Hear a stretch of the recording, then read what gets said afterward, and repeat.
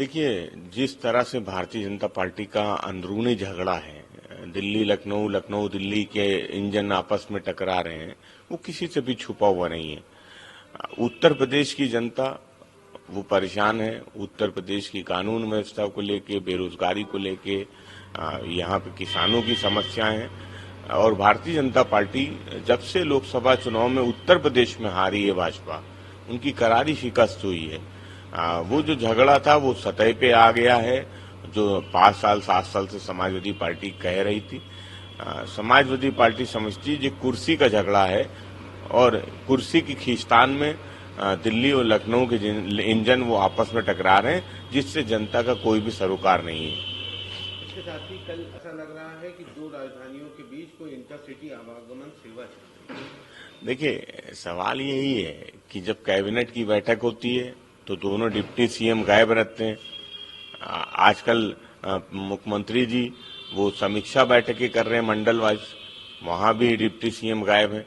तो ये सवाल तो उठेगा ही, और ये सवाल समाजवादी पार्टी नहीं पूछ, उत्तर प्रदेश की जनता भी पूछ रही कि आखिर उत्तर प्रदेश भारतीय जनता पार्टी में क्या चल रहा है। केवल संगठन ही में नहीं, सरकार में क्या चल रहा है कि दो डिप्टी सीएम जो कैबिनेट मंत्री हैं वो कैबिनेट की बैठक में शामिल नहीं होते। तो सब कुछ ठीक नहीं है। इसको बताने के लिए यही काफी है कि कैबिनेट बैठक में जो है दोनों डिप्टी सीएम सामने नहीं होते। इसलिए आदरणीय अखिलेश यादव जी ने कहा कि भारतीय जनता पार्टी में सब कुछ ठीक नहीं है।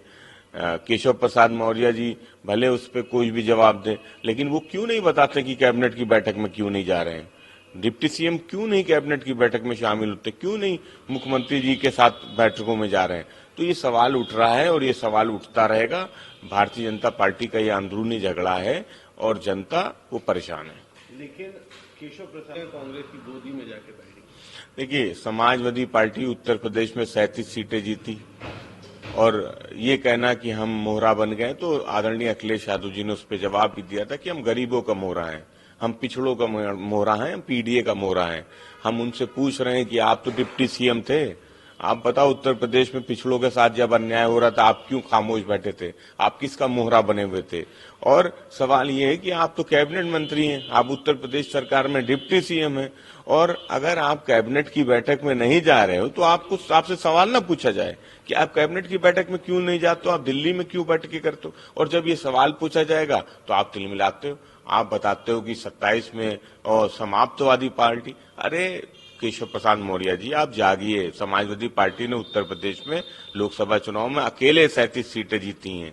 भारतीय जनता पार्टी अब वो समाप्त होने की ओर है। भारतीय जनता पार्टी से जनता परेशान है, किसान और मजदूर परेशान है।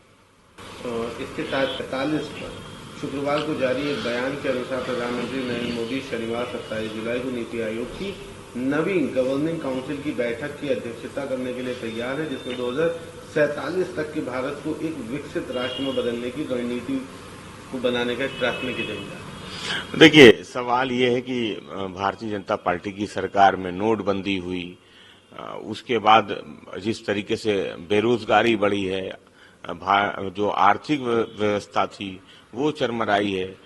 नीति आयोग की रिपोर्ट आती है, नीति आयोग की रिपोर्ट बहुत कुछ कहती है भारत की आर्थिक स्थिति के बारे में, बेरोजगारी के बारे में।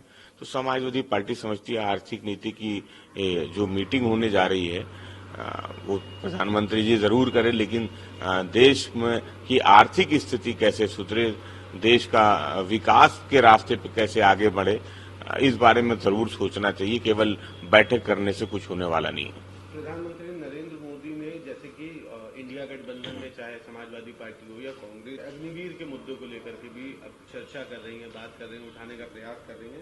एक बार प्रधानमंत्री मोदी ने कहा है कि नामांकित अग्निवीर को लेकर गलत अफवाहें फैलाई जा रही। तो प्रधानमंत्री जी अपने बगल में बैठने वाले नीतीश कुमार जी के दल को ये बात क्यों नहीं समझा पा रहे हैं? अगर वो विपक्ष को नहीं समझा पा रहे हैं तो अपने सहयोगी दल को क्यों नहीं समझा पा रहे हैं? क्यों सहयोगी दल उनकी ये कह रहा है कि अग्निवीर जैसी योजना की समीक्षा होनी चाहिए, और अगर विपक्ष कह रहा है तो आप सवाल उठा रहे हैं। समाजवादी पार्टी इस मुद्दे को उठाती रहेगी। अग्निवीर जैसी योजना जब तक वापस नहीं होगी, समाजवादी पार्टी इस पर सवाल पूछती रहेगी। भाजपा तर्क कुछ भी देती रहे, लेकिन ये देश की सुरक्षा के साथ खिलवाड़ है और समाजवादी पार्टी इंडिया गठबंधन अग्निवीर जैसी योजना जब तक वापस नहीं होगी उसका विरोध करती रहेगी।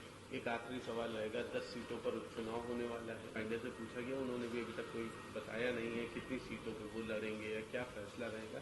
क्या कुछ अभी तक अपडेट है और क्या रहने वाली है उपचुनाव की स्थिति उत्तर प्रदेश में?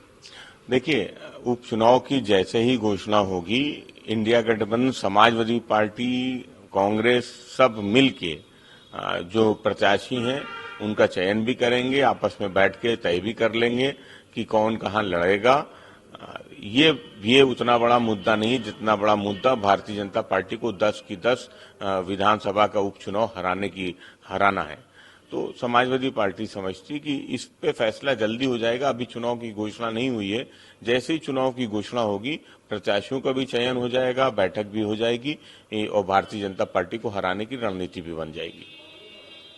पे विधायकों की बड़ी बैठक है, किस तरह की बैठक रहने वाली है और क्या कुछ इसमें चर्चा? देखिए, आदरणीय अखिलेश यादव जी कल उस बैठक को संबोधित करेंगे।